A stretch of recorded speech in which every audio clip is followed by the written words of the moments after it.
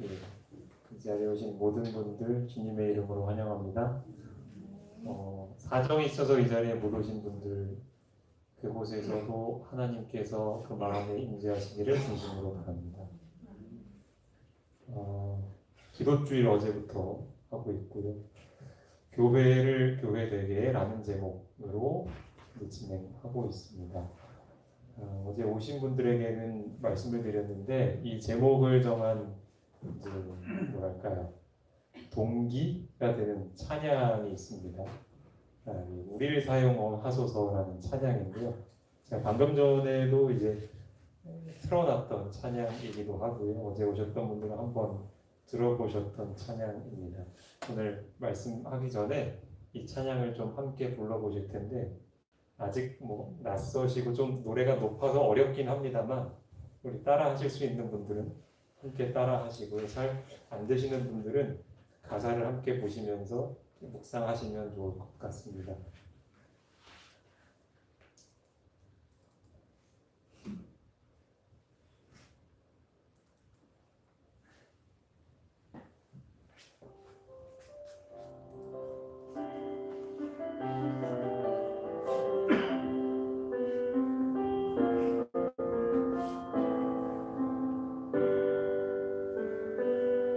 우리에겐 소원이 하나 있네.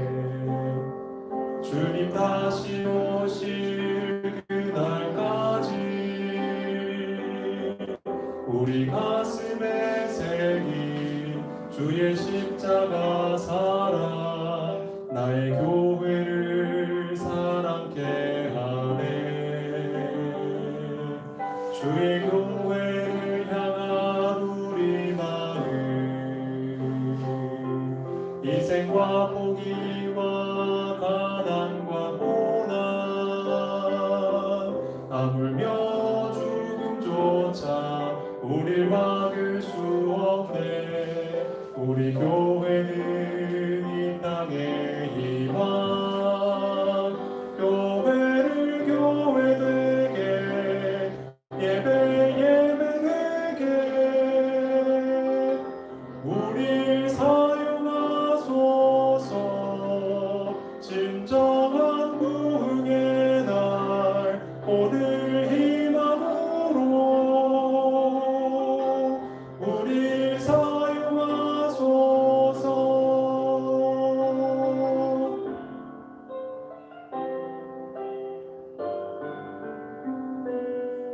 우리에겐 소원이 하나 있네. 주님 다시 오실 그날까지 우리 가슴에 새긴 주의 십자가 사랑 나의 교회를 사랑케 하네. 주의 교회를 향한 우리 마음 희생과 포기와 가난과 고난 아물며 죽음조차 우릴 막을 수 없네. 우리 교회는 이 땅의 희망 교회를 교회되게 예배되게 우릴 사용하소서. 진정한 부흥의 날 오늘 희망으로 우릴 사용하소서. 성령 안에 예배하리라. 자유의 마음으로 사랑으로 사역하리라. 교회는 생명이니 교회를 교회되게 예배되게 우릴 사용하소서. 진정한 부흥의 날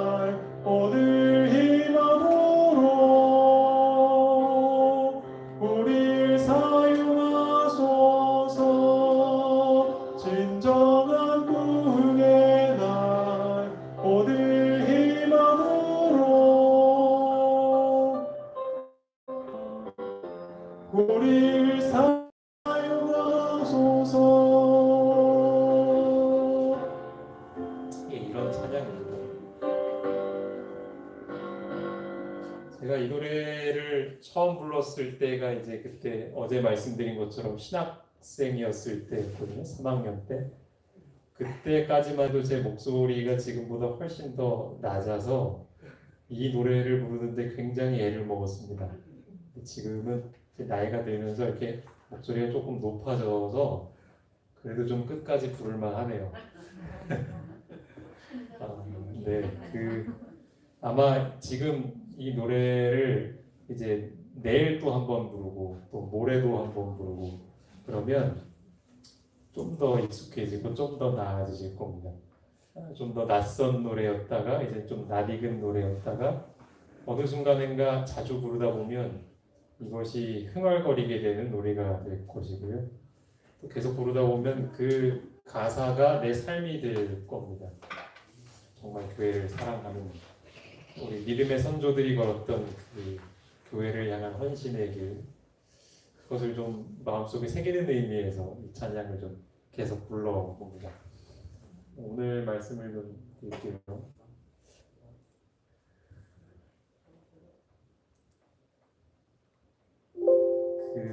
총 제목은 교회를 교회되게이고요. 오늘의 제목은 교회의 기본 조직이라고 적어봤습니다.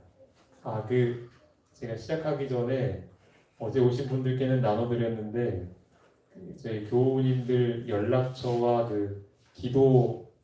매일 기도하는 표 있잖아요. 그걸 제가 수정해서 뒤에 놨거든요. 혹시 못 받으신 분들은 그거를 이렇게 가지고 참여하시면 좋을 것 같습니다.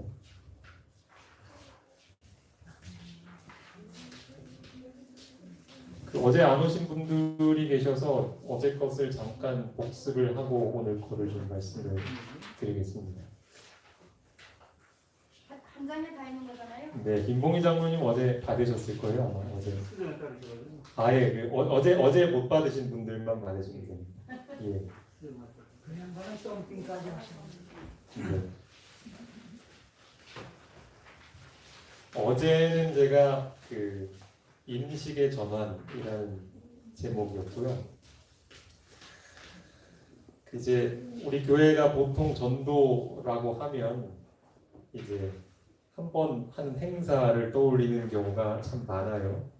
직원회에서도 의논을 하면은 이제 구체적인 내용들을 의논하고 시기는 언제 하고 강사는 누가 오시고 또 이번에 우리가 건강전도회를 할지 예언전도회를 할지 의논하고 또 그런 생각들을 합니다.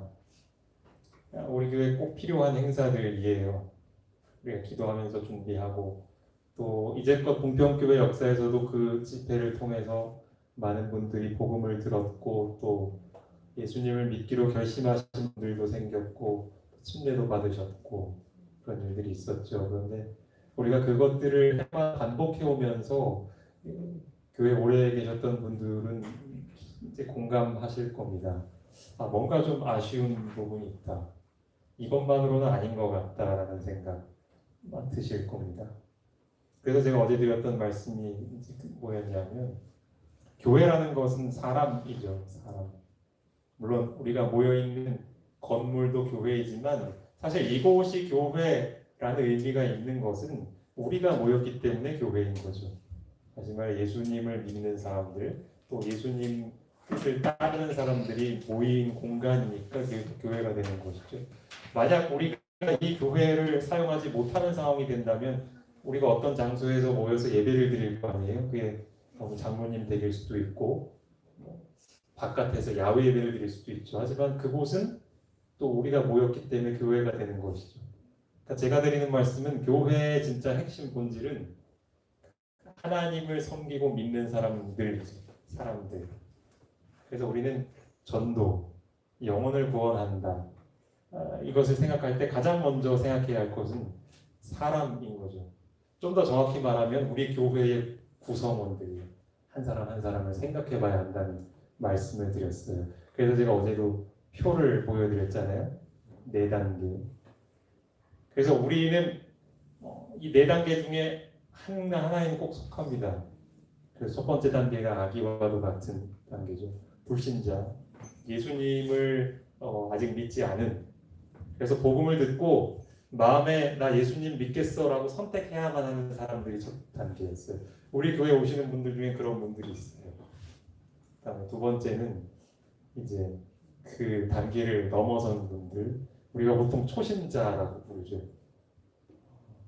성경에서는 이제 거듭남을 경험하신 분들, 태어나신 분들, 영적인 아기, 이 육신의 아기들도 사실은 엄마의 젖을 먹고 자라야 하듯이 이제 이 아기의 특징, 영적인 초신자들 아기의 특징은 뭐냐면 스스로 성경을 읽고 그 속에서 영적인 양식을 못 찾아 먹는 거예요.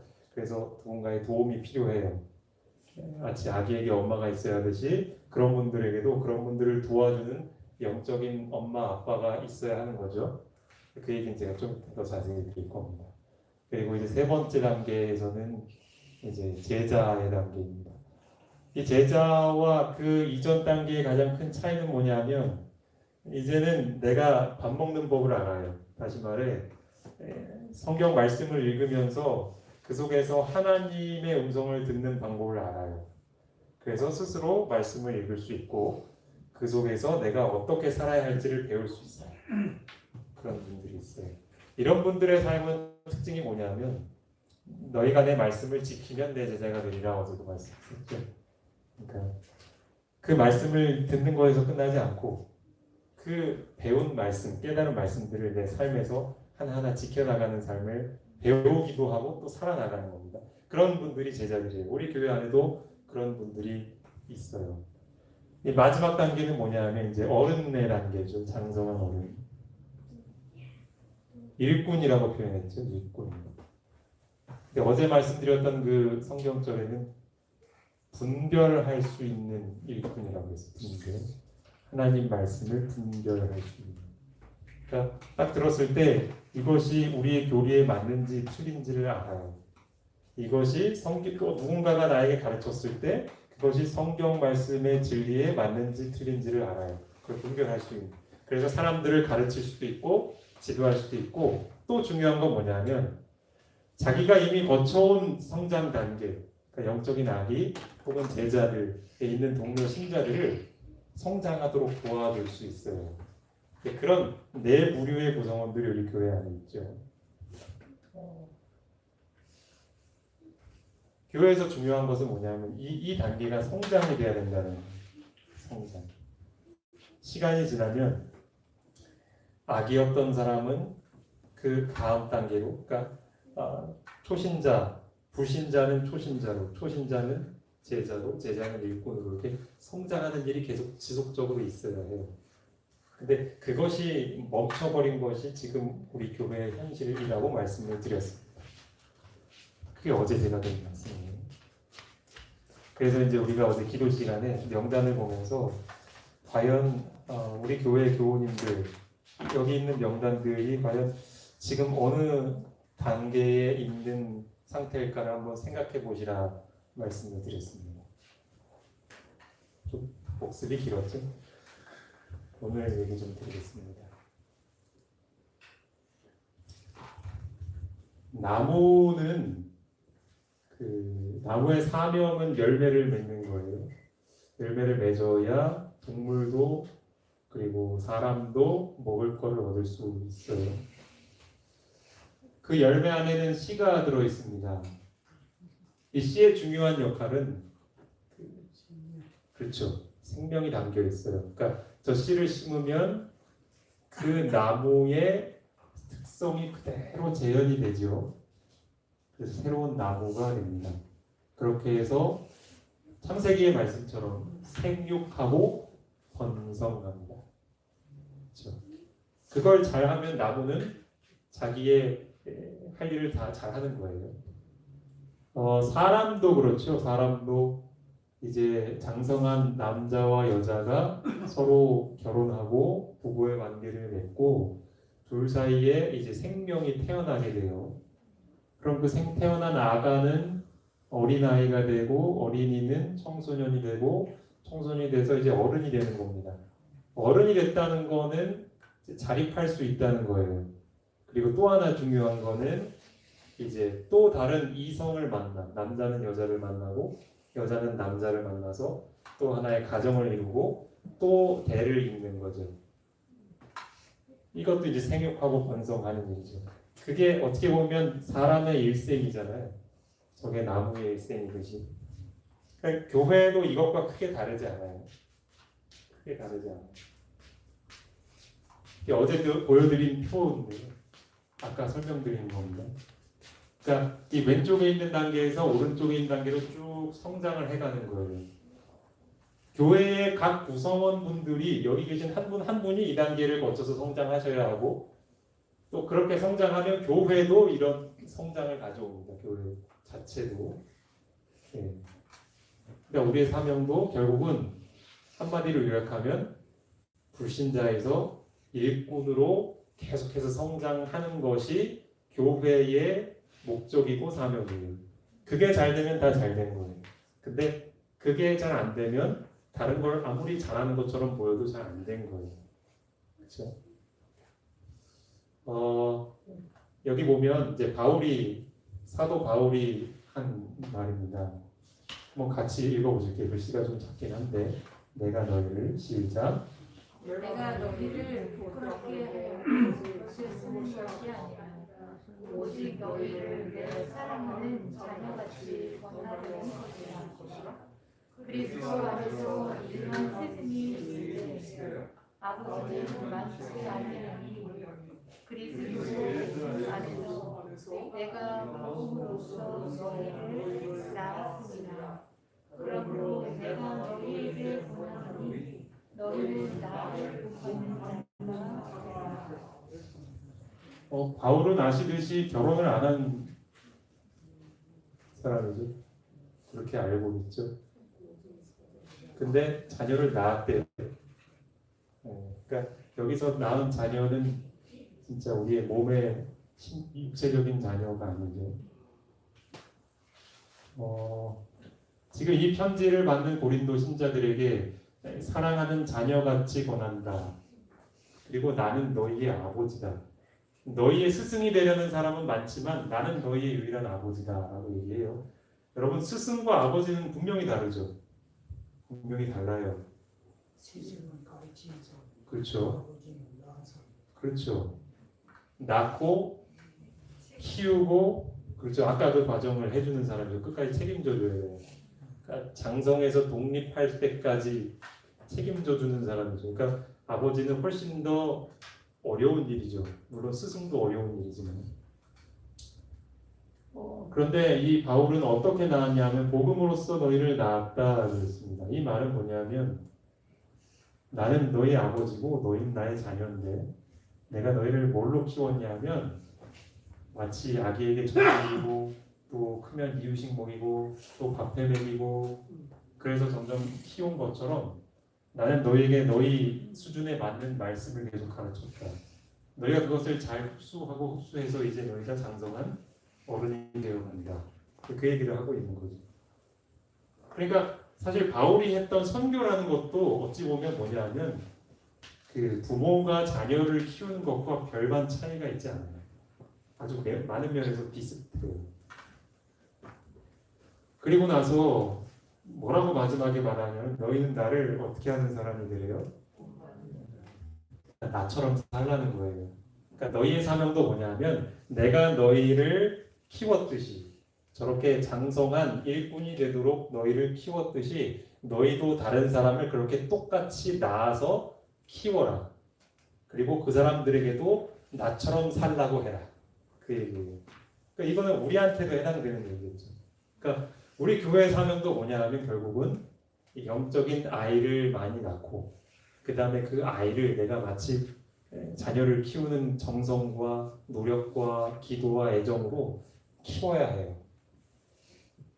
그렇게 살라고 우리에게 당부하시는 거예요. 이건 정말 중요한 일이에요. 좀 다른 표현이긴 한데 엘레나 웨이트는 이렇게 표현했죠. 이 표현 많이 보셨을 거예요.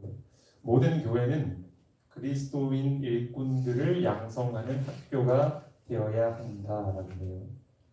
물론 학교가 가정과는 다르지만 가정과 비슷한 면이 있어요. 그건 성장시킨다는 겁니다. 근데 한번 생각해 보세요. 아이가 성장하는 것은 가정 안에서 성장을 해요. 다시 말해 거기에는 엄마도 있고 아빠도 있고 또 내가 만약에 첫째라면 동생들도 같이 있고 내가 둘째나 셋째라면 내 위에 형이나 누나, 오빠, 언니들이 있어요. 그리고 한 가족이 있죠. 그런 가족의 보살핌 안에서 성장을 해요. 학교는 조금 다르긴 하지만 그렇죠? 학교에는 선생님이 계시죠. 그리고 함께 공부하는 친구들이 있어요. 가장 많은 것들은 선생님으로부터 배워요. 하지만 또 때로는 친구들과의 관계 속에서 배우는 것도 있어요. 뭐 요즘 말로 하면 사회성을 키운다 그런 것들. 그러니까 결국은 성장시킨다라는 것에 있어서는 가정과 학교는 비슷해요. 근데 유심히 보면은요, 또 하나의 공통점이 있는데 뭐냐면 둘 다 하나의 공동체라는 거예요. 사실 그게 오늘 제가 드리고 싶은 말씀이에요. 그러니까 사람이 성장한다. 아기가 어른이 되는 데에는 공동체가 필요해요. 가정이라는 공동체가. 지식적인 수준이 성장하고 사회성이 개발되기 위해서는 학교라는 공동체 안에서 이루어지는 거예요. 쉽게 얘기하면 혼자서 잘할 수가 없는 거예요. 마찬가지로 교회도 마찬가지. 교회도 어떤 한 신자가 내가 예수님 믿기로 결심을 하고 이 교회 구성원이 됐잖아요. 그러면 이 신자도 공동체가 있어야만 성장을 할 수 있어요. 근데 이 말을 이렇게 오해하실 것 같아서 제가 더 자세히 설명드립니다. 이 얘기가 혹시라도 침례를 받고 교회에 매주마다 꼬박꼬박 나와서 예배 참석하면은 저절로 성장한다는 얘기가 아니에요. 그렇게 하면 절대 성장할 수가 없어요. 그건 마치 뭐와 같냐면 이 아이들이 태어나고 난 니들 밥만 해줄 테니까 니들 알아서 커라. 뭐 이런 거랑 똑같은 거예요. 그렇지 않아요. 저희도 이제 다들 여기 계신 분들이야 자녀를 키워보셔서 아시죠? 자녀들이 정말로 배워야 할 것들, 살면서 필요한 것들을 배우려면 부모가 아주 참견을 해줘야 돼요. 왜냐하면 대부분 하기 싫어하는 것들이에요.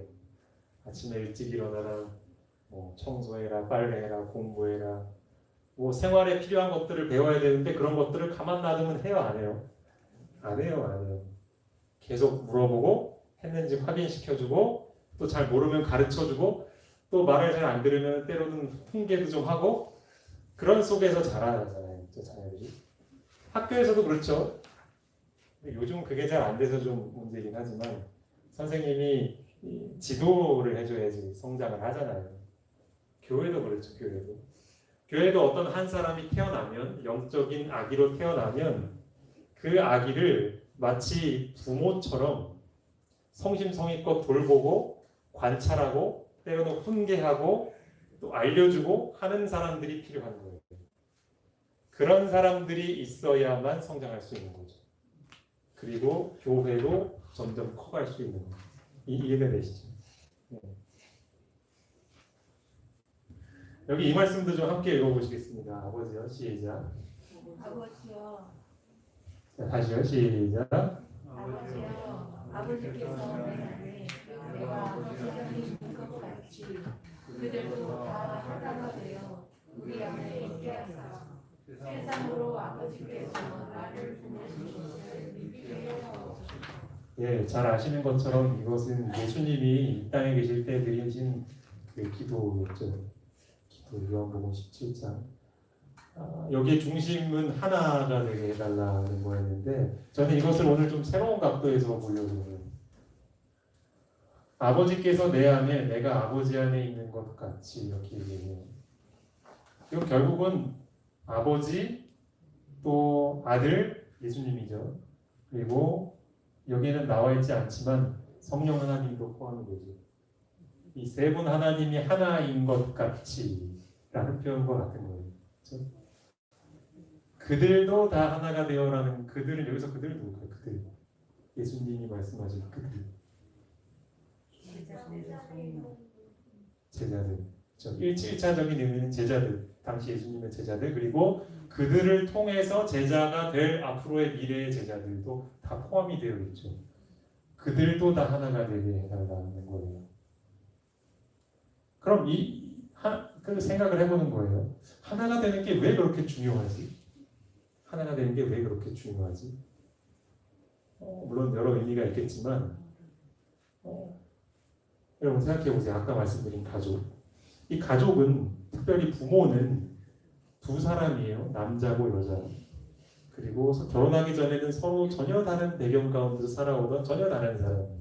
그래서 이 두 사람이 결혼을 하면 처음에는 굉장히 서로 사랑하고 애정 있고 시간이 지나면 어떤 일들이 일어나는지 잘 아시잖아요. 겪어보면서. 근데 그들이 하나가 되기 위해서 그렇게 갈등이 있고 어려움이 있음에도 불구하고 하나가 되려고 하는 이유와 목적이 어디에 있을까? 심지어는 가정에 불화가 있어서 난 저 남편 꼴 보기 싫어, 아내 꼴 보기 싫어 하더라도 그래도 내가 참고 살아야지라고 마음 먹는 이유가 뭔지 아세요? 내 자식 때문에. 그런 경우가 많잖아요. 왜 아버지와 아들과 성령이 하나가 되셔야 하는가? 그것은 우리를 성장시키셔야 하기 때문에요. 아직 태어나지 않은 태어나지 않은 불신자에서 초신자가 되고 그 단계를 쭉쭉 거쳐서 이제 하나님과 함께 동역할 만한 수준이 되도록 성장시키려고 세 분이 합심을 하셨단 말이죠. 그리고 예수님의 더 큰 바람은 뭐냐면 우리도 이렇게 합심했으니 너희도 이렇게 합심이 되어서 우리가 하는 일을 같이 하자는 거예요. 그랬으면 좋겠다는 거예요.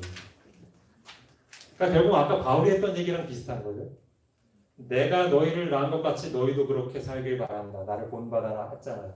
그런데 여기서 포함된 것은 뭐냐면 그 일은 연합해서 해야 된다는 거예요. 혼자서 할 수 없다는 거예요. 그 얘기가 되시죠.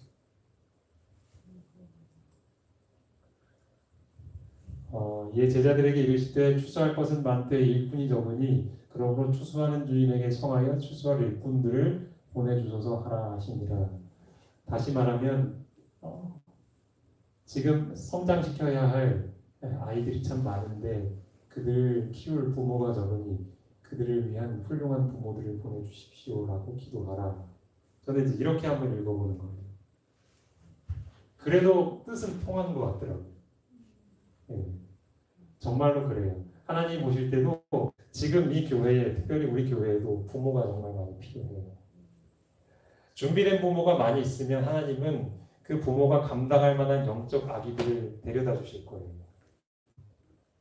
그런데 그런 아기들이 들어오지 못하는 것은 아직 우리가 전적으로 이 아이들을 잘 키울 만한 준비가 안 돼 있는 거예요. 우리는 그 문제가 뭔지를 깊이 고민하고 찾아야죠. 그리고 고쳐 나가야죠. 그렇죠? 그래서 이 시간도 함께 기도하시겠습니다. 오늘 제가 이런 제목들을 적어봤는데요. 동료 신자들의 성장을 위해 일하는 일꾼들이 늘어날 수 있도록 기도해 주시기를 바랍니다. 그리고 그 일꾼들이 하나된 공동체를 이루어서 동료 신자들을 양육하도록 기도해 주시기 바랍니다. 또 기도하실 때 아까 드린 명단을 한번 쭉 살펴보시면서 아까 말씀드린 것처럼 어제 해보신 분들 아시죠? 이분들 가운데 이분들은 지금 어떤 상태에 있을까? 내가 도울 일이 없을까? 나는 지금 현재 어느 상태에 있을까? 이것들을 하나님 좀 알려주십시오 하는 마음으로 이렇게 좀 생각하시면서 좀 여유 있게 기도하시면 좋겠습니다. 제가 마치는 기도하고 그리고 개인 기도하시는 시간 갖도록 하겠습니다. 아버지 하나님, 주님께서 우리에게 바라시는 것은 성장하는 일입니다. 우리 한 사람 한 사람이 성장하려면 하나님께서 연합하셔야 할 뿐만 아니라 우리들도 마치 부모가 연합하듯 하나가 되어야 한다 말씀하셨습니다. 주님, 이 일을 위하여 우리가 무엇이 준비되어야 하겠습니까? 저희에게 그 길을 보여주시고 저희의 부족함이 무엇인지 알게 하여 주시어서 주님 보시기에 부족함 없는 부모가 되길 원합니다. 비록 그것이 굉장히 수고스러운 일이고 번거롭고 많은 희생과 포기를 요구하는 길이지만 이 자리에 있는 우리 모두가 그 길을 기꺼이 가기로 결심하기를 원합니다. 부디 그러한 주님의 일꾼들이 우리 모두가 되도록 도와주시옵소서. 예수님의 이름으로 기도합니다.